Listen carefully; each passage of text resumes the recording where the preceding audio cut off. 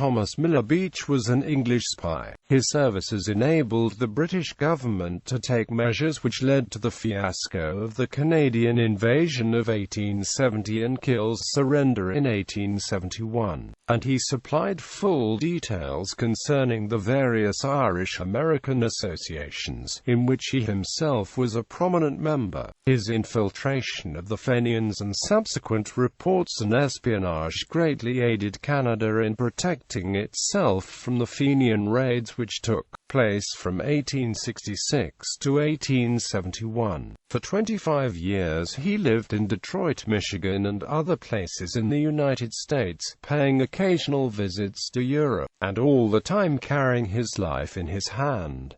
Early career. Beach was born in Colchester, England. He had an adventurous character, and when 19 years old went to Paris, where he found employment in business connected with America. Army life. Infected with the excitement of the American Civil War, he crossed the Atlantic in 1861 and enlisted in the Northern Army, taking the name of Henry Locaron. In 1864, he married a young lady who had helped him to escape from some Confederate marauders, and by the end of the war he rose to the rank of major. In 1865, through a companion in arms named John O'Neill, he was brought into contact with Fenianism, and having learnt of the Fenian plot against Canada, he mentioned the designs when writing home to his father in England. Beach's father told his local MP, who in turn told the Home Secretary, and the latter asked Beach to arrange for further information. Irish connections.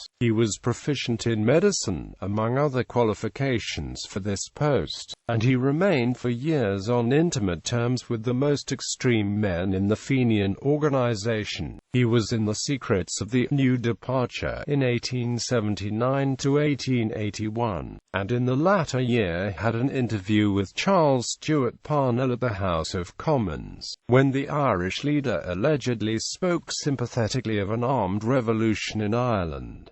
End of career. The Parnell Commission of 1889 put an end to Beach's spying career. He was subpoenaed by the Times, and in the witness box the whole story came out, all the efforts of Sir Charles Russell in cross-examination failing to shake his testimony. Nevertheless, the Times lost the case. Beach's career, for good or evil, was at an end, and Parnell, who had always insisted that he was opposed to violence, was completely exonerated. Autobiography. Beach published the story of his life, 25 years in the Secret Service, in 1892, and it had an immense circulation, but he had to be constantly guarded. His acquaintances were hampered from seeing him, and he was the victim of a painful disease, peritonitis, from which he died on the 1st of April 1894.